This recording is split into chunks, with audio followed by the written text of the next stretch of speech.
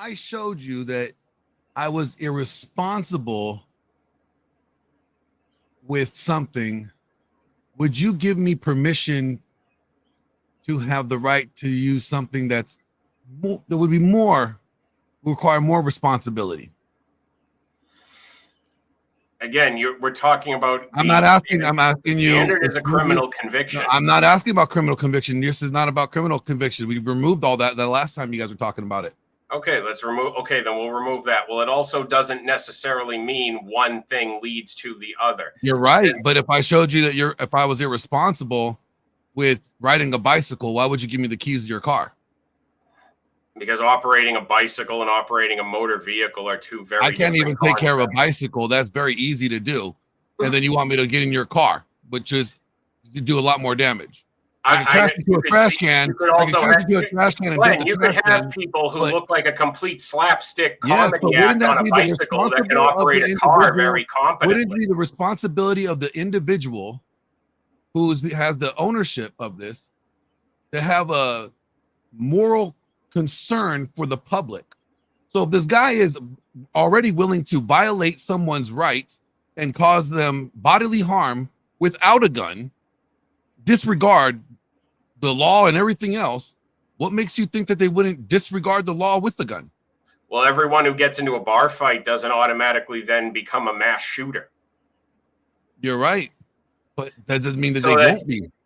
If you know somebody gets in a drunken bar fight, where is the moral and responsibility for the community when you know that this individual has violated someone's rights and took it upon himself to impose his will and inflict bodily harm on someone, his wife at that, and that you think that he would not use the gun?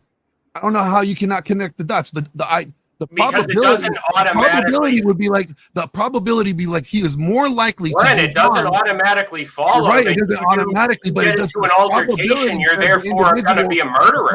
You have to look at the probability when you're dealing with the community of people. So the probability this individual will be more likely than not use a weapon to harm someone than someone who has not had any history of violence.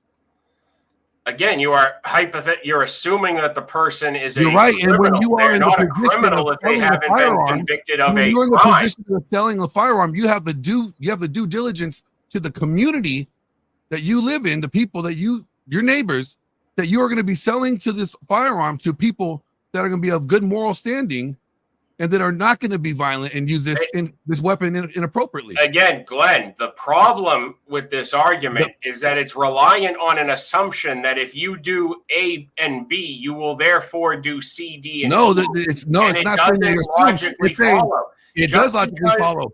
It does logically follow. No, because I get into a bar fight doesn't mean you can't trust me with a machine gun. If you have a history of violence without a weapon, meaning you are willing to disregard the law and inflict your will upon someone else and harm them without a gun, the probability of you with no prior history. Doing the same thing, there are people with no indicators that commit violence with a gun. I mean, that's like a common sense. There are people who are you have people who are mentally unstable who have no prior history of any criminal behavior or activity who get their hands on a firearm illegally in most of those cases and commit violence with a gun. So there were no prior indicators and they did it anyway.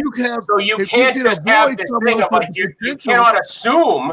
No, you can't assume. You can't assume. Well, legally, you can't base a legal framework on assumption. You have the right to refuse. You cannot base a legal framework on assumption. You cannot say, I think you're more than likely to do something. Yes, I can. I could do that. Rights are negated. No, we don't have that. Yes, I can. I can make that choice. You can make that choice, but the legal framework doesn't make that choice. We already got rid of the law. We already got rid of the law. I think you're more than likely to do something. We already disregarded the law in the beginning. So you can't be talking about legal framework when we already removed it. So what I'm saying is, if I'm more likely to if I'm more likely to harm somebody because I well, if you remove the legal framework, then everybody's armed, and then this is a non-conversation. You already agreed in the beginning to remove the legal framework in the argument, so don't be throwing that in there now. So we removed the legal framework in the beginning. You already know that. You are the one that's selling the gun.